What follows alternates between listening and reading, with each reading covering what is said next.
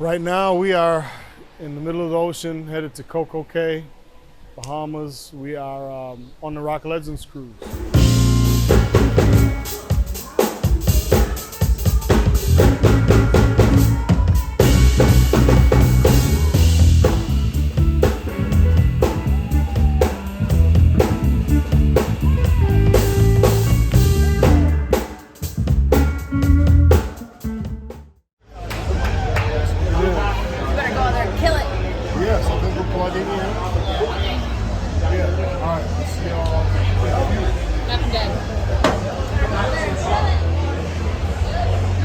How many times have I been on the Rock Legends cruise? I've been here, this is my second time. Yeah. All music cruises in total, I think I'm up to 10 now. Because I've done, I think, 8 blues cruises and 2 Rock Legends cruises. And 1 Joe Bonamassa cruise. I might be at 11, I don't know. What I love about the cruises is that it's like a festival on the water. You get to see bands that you wouldn't otherwise get to catch because everybody's out on the road working. Everybody's working, doing their own thing. So in a situation like this, you get to see some of your old buddies or make some new friends and see bands you always wanted to because we're all here together for the week. So that's my favorite part, just being able to really, get a hold of the people who you normally can't because you're out working.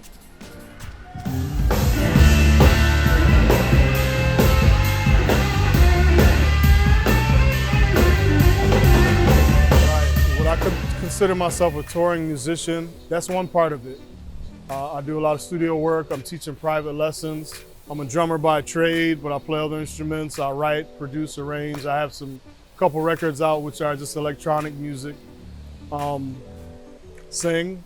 So I am a touring musician, but that's just one side to, the Pentagon or whatever it is that makes up this whole thing.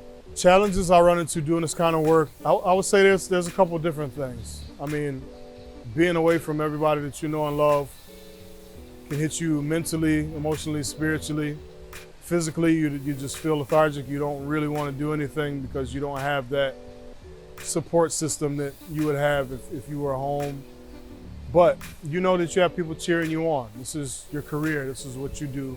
So one of the challenges is staying connected with that support system, but that's why it's important to have a really good band who you gel with, you bond with, because that becomes your family. It becomes who you lean on, who you can talk to, all these things that would, normally cause depression, anxiety, all those things. If you were a good group of people, you can handle that. You can handle it on the road. There is always tomorrow.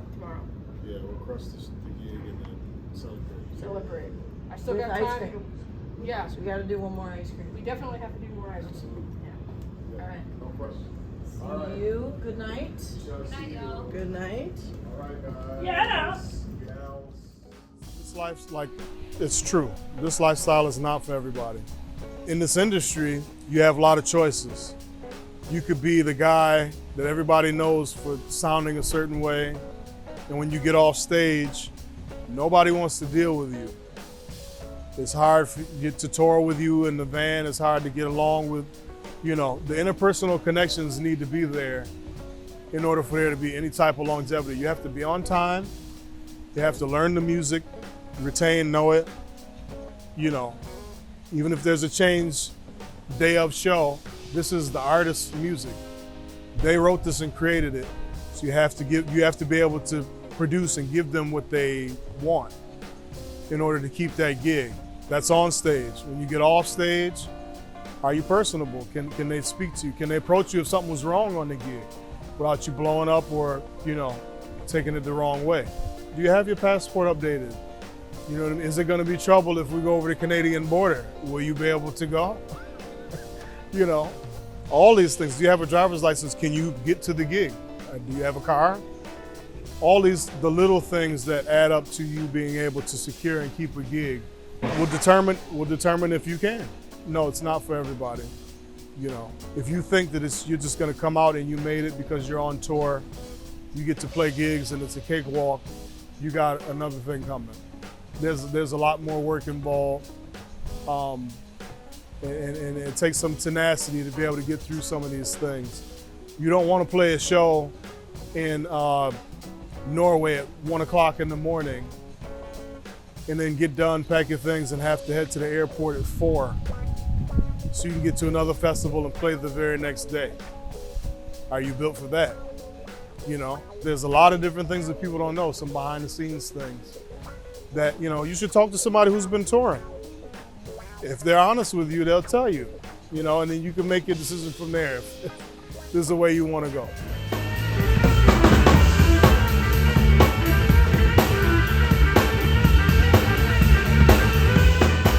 I met Vanessa, it was about 8 years ago now.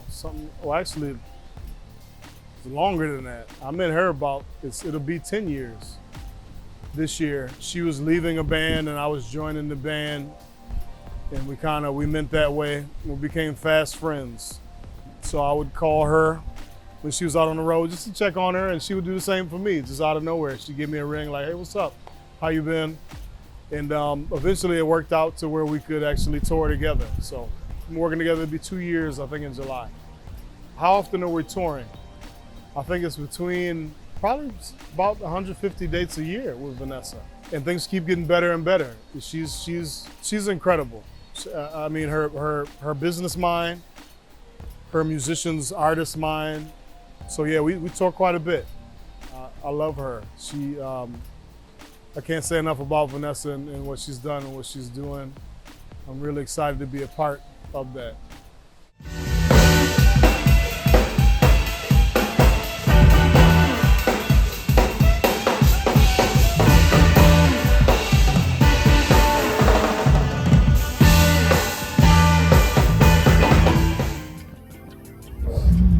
Socratic. Can you do the rock? The eyebrow? Almost. Can you talk a little bit about who you are outside of just what people see? Yeah, sure. I think I'm a lot quieter than people think, because you have to be you have to be yourself, and I've been able to find and navigate and find a very genuine version of me on stage. Yeah. But it's like, you're giving a lot to people. That's what it feels like, I guess, is I'm trying to connect and give. And of course I receive from the audience as well, but it does feel like it's like I'm laying out my entire soul and my story and all of that, and that's like, can be exhausting. Doing that night after night, and like trying to constantly connect with people, and some people are there with you and some nights they're not, So it's like, woo. Well, I think a lot of people don't realize this is a job, so you just finished a show, you just finished your job, and how does my mom feel coming home from being a CPA or a teacher? You need 10 minutes, you need time to not just jump into the next thing or a conversation about somebody's needs or whatever, you know what I'm saying? Right. It's like there always has to be that little bit of space for you. It's hard to find the right people, it's definitely interesting being a female band leader and what you encounter, but not that I know anything different, but it's just amazing to have truly supportive, incredible musicians that are supportive on stage and off. They're just incredible human beings, so give it up for them one more time, y'all.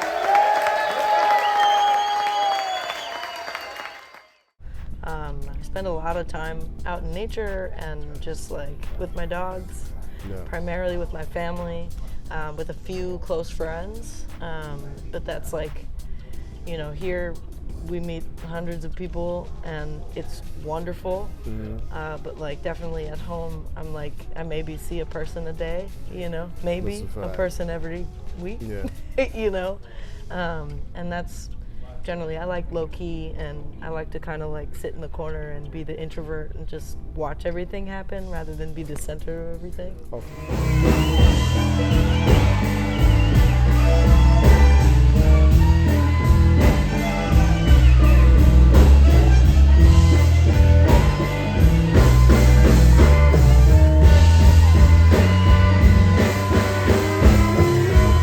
Apart from my sort of inner circle, I'm pretty shy and quiet, and that doesn't mean it's a bad thing that I'm quiet. I actually enjoy being quiet.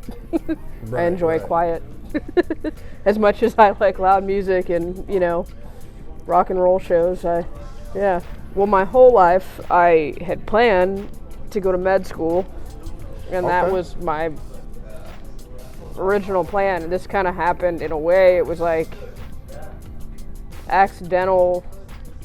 I thought I'd give it a shot for a while, assuming that I would eventually stop doing it and I'd go back to school. And a few years ago, I thought really hard about it again.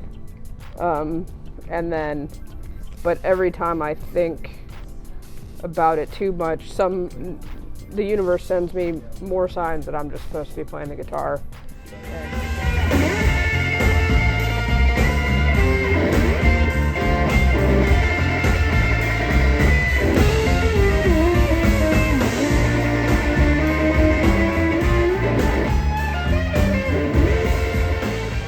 The way that I really see my role, specifically as a bass player, is that I'm a support mechanism. Right. The bass is meant to kind of lay down a slab and support. Off the stage, I'm very much the same kind of person, to where I really like to be of service, helping other people stay sober. You know, I'm active in recovery, so. And there's not that much of a difference. With me being a recovering alcoholic, one of my challenges is to recognize when I'm in fear, like a self-centered fear or an insecurity, or like if my pride starts to get hurt or something. It's just being aware of that and then being able to pinpoint it and then pause and go, you know what, okay, this is real, this isn't real, you know, take a breath and then come back to it and just be as open-hearted and open-minded as possible with a sense of humor, you know. So it's easy to get caught up in it, but we're just, at the end of the day, we're all just people together, you know, trying to play music and, you know, express ourselves.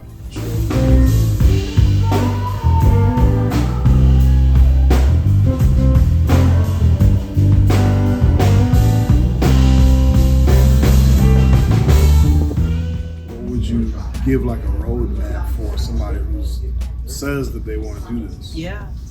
Well, I think working on your communication skills are super important, and being aware enough to understand that it's not always about you, right, in the moment, because that's something I think our group does pretty well, is like everyone has different needs, but there's a feel in the group about, okay, so-and-so's being quiet today, and that's just the thing, you know, it's like, it's totally cool, nothing's wrong, you know. Again, that space thing of just being aware of others and what their needs are and whatnot. I think you have to be really skilled in at least being aware and noticing those things about people, because it's not as much about playing as you think. Thank you. Yeah. So much. One, it's probably not whatever you think it is. Truth. Two, that's not bad. Just whatever you think it is, there's probably more work than you think. There's probably less, you know, I don't know. But the other thing is that if you can't do this part of the time, or you can't do this. This is like most of us that have been doing, I mean, this is now more than half of my life I've spent doing this, and this is kind of my life, and that's kind of the way it has to be to make it work. I would tell them to stop. Simple. You know, and the reason why is because if a friend of mine that just recently passed away told me that one of the deciding factors between somebody who's good at their instrument and somebody who's great, the deciding factor is obsession. And when you become obsessed with an instrument, there is no barrier, closed door, meeting that was supposed to happen that didn't happen that is going to keep you from making art, you know. Yeah. There's no way you can fail if you don't give up.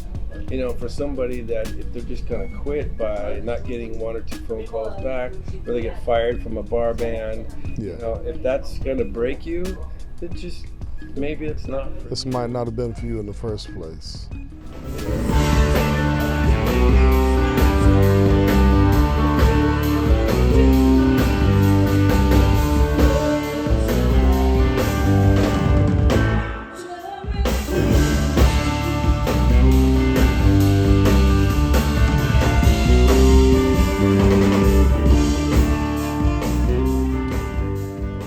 great artist and have a terrible business mind, and it's hard to be successful. I'm not gonna say you can't be, but it depends on the level of whatever you're doing and getting, but you need to know both sides. You need to be knowledgeable about contracts, about royalties, about all of these things that impact you daily, percentages, how all those things work.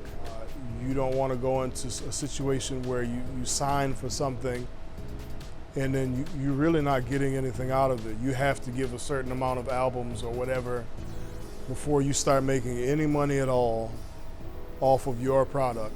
So it's very important to know what your options are. I'm not saying that doesn't work for some people, because it does, but you should know your options in this industry and know how to navigate those channels, or else you'll get taken advantage of. It just happens. Managers are managers and promoters and things for a reason. They do that and they have to make money off of you somehow, but it needs to be mutually beneficial. And if you don't, if you haven't asked those questions or know what to look for in that, then you will get taken advantage of. That's just the way it is. It's very important, knowing the business side as well as being a dope musician. You have to study your craft and know that and be able to produce. But you got to know the business too. It's not just I sound good, so I'm going to go far. You can't do that. You can't do it. Okay, thank you. Are we going to do the same next year? Yeah. All right. Okay. All right.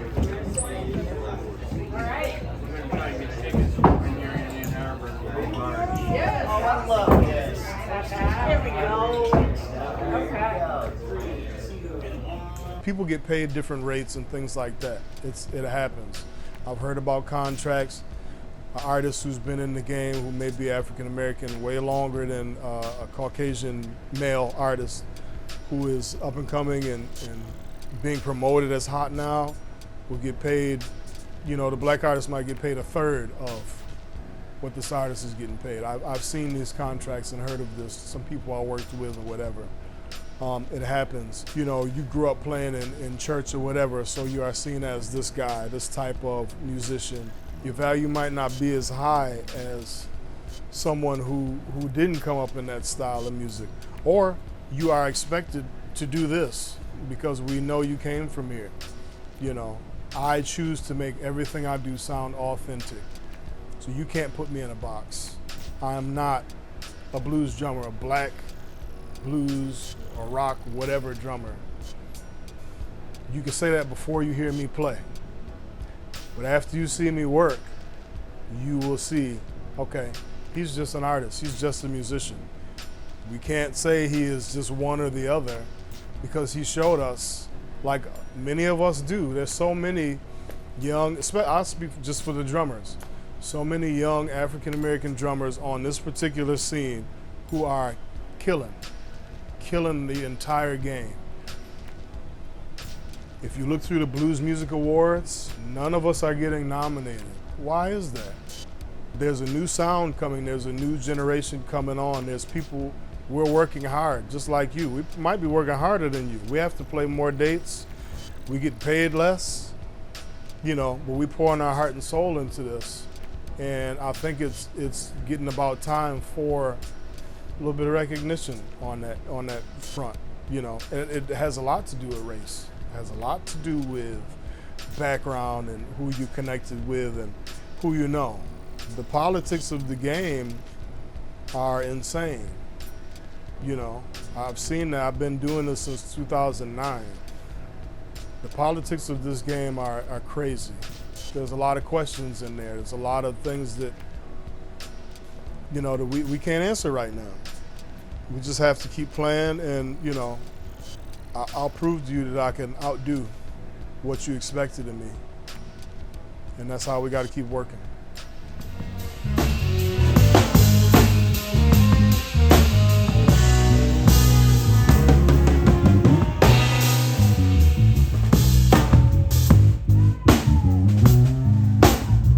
My degrees, I have a Bachelor's of Science in Psychology, focused in experimental research and design. and I have a master's degree level training, professional counseling. I'm actually going to go back to finish an MSW hopefully next year. And that's going to lead to my own practice, which can be then targeted towards artists, musicians, creatives to come and get services there. Substance abuse, I'm licensed in the state of New York, a certified alcohol substance abuse counselor, state of New York. And also adding a gambling piece to that, because that's one of the issues we face too. Money comes really quick in the music industry. You can come quick every night. Sometimes you get paid cash right after the gig. If you want a 30-day run, it's easy to just take and be like, I'll take care of my bills or whatever later. We'll go have fun tonight. So the gambling portion is another thing I'm adding to it, because that's a problem too. It's a problem that people don't. A lot of stuff gets brushed under the rug because people like what they see of us on stage, and there's more to us than that. And there's no dedicated service to musicians, artists. I'm a therapist and a counselor, but it's general public. There's no, artists don't have a place where we can go to specifically that we feel caters towards us. We have a different mind, creative brain, and all of this as an artist is different from, just your regular layman who enjoys music or whatever they do. So I did tell them my idea for, possibly using my degree to target those individuals, artists who have issues with substance abuse or mental health, to be able to talk to another artist who understands exactly where you're coming from and how you got there and what let's work on getting you out of that place so you can still be creative. Musicians and artists, creatives who face those demons, a lot of times that's why we create, to remedy that. You know what I mean? And if we can't create, or there's an issue there, a disconnect, then we'll reach for anything that will numb us, like music or whatever art will. When I play drums, I'm in a different world. I don't think about my father's death. I don't think about issues at home. It's one of those things. You are transcendent at that point. But what if you don't have that? Who am I without this? Can I deal with life without this? So that's why I think a lot of us end up falling off the wagon, so to speak, because there's no support system designed for that, to address those needs.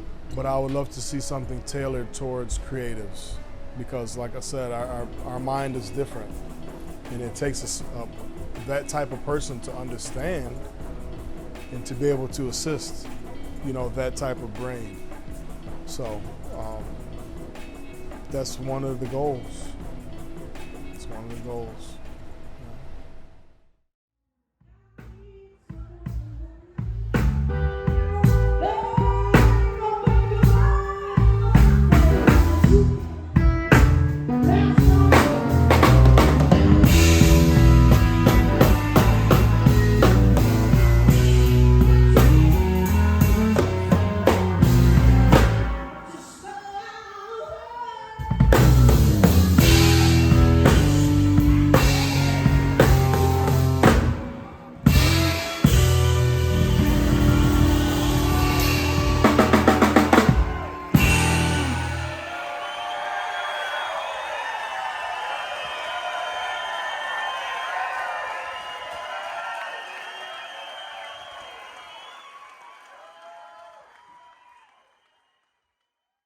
I just got signatures on Vanessa Collier, and she's excellent. I think it's fantastic that she wrote her own music and her own song. I wish her the best, and I think everybody should go see her if you get the chance. We loved Vanessa. I think she's a phenomenal sax player. She's wonderful. The band is great. Her band's pretty cool. I really like them. I love the message that Vanessa shares in her music. We need more of that in the world. Feels the sound. Feels the sound. Byron just bringing it from the drums, they'll definitely make it far. Especially Byron with his producing and songwriting. Oh yeah, he'll make it.